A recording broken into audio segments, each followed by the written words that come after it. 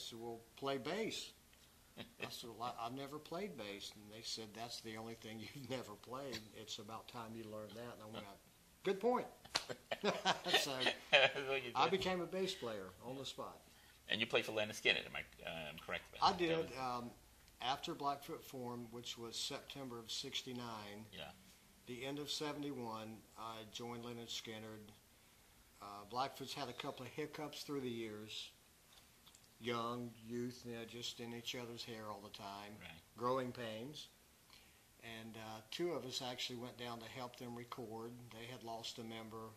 One of my guys went down first. I later joined, and in a very short span of time recorded an awful lot of music that came out on various albums through the years.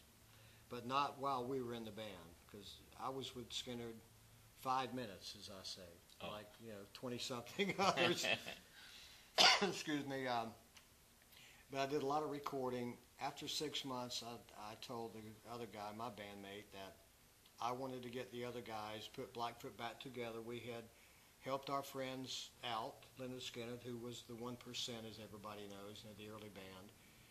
And our time was over, and I wanted to get it back. And I said, if you want to stay, fine. If you don't, if you want to come back, that would be great. He said, yeah, I do.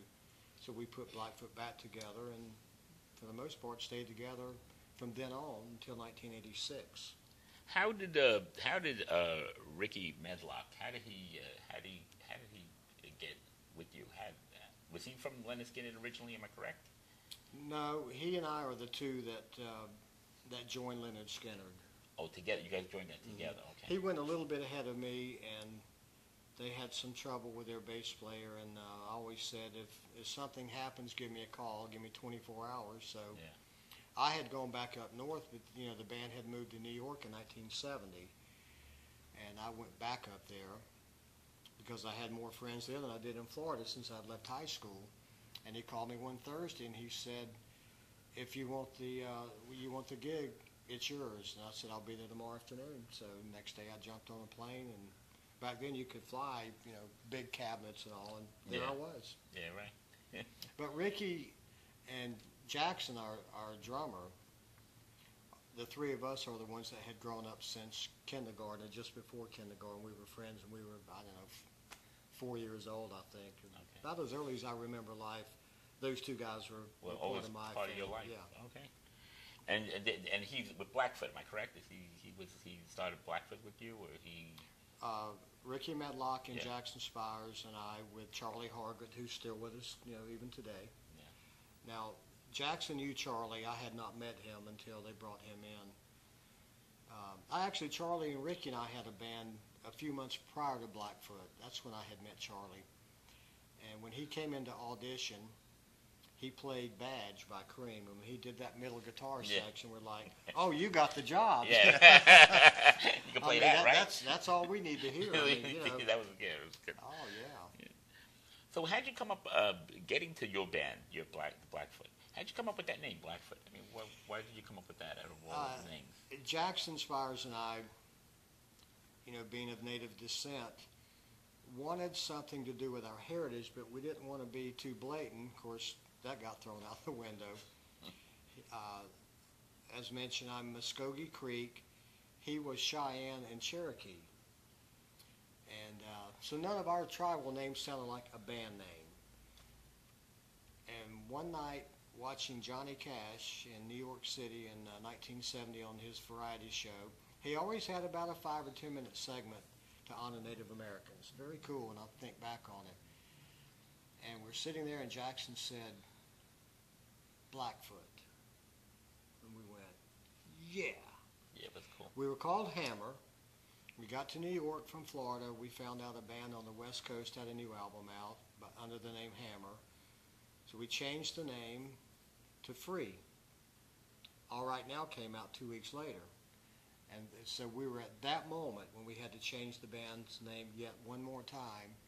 And when Jackson said Blackfoot, we're like, yeah, that's bold, Blackfoot. Yeah, right. Sounded better than Creek. Yeah, right. Yeah. Definitely, yeah. And it's got like a tough, solid it's a sound. bold sounding name. Yeah, solid sound. Oh. Nobody in the band was Blackfoot. You know, it's misconception there. Right, right. Well, now let's get into writing your songs. I know you write. You're a composer. Can you tell the audience what procedure do you use? Do you first write the words? Do you first write the music? Or how do you do it? Or every song is different? And how do you come up with the ideas for the songs? I promise. I was just having this conversation with a friend of mine on the phone this morning. I was thinking about some lyrics in a songbook I have, and I've done it both ways. There's only a couple of magic moments in my life as a writer.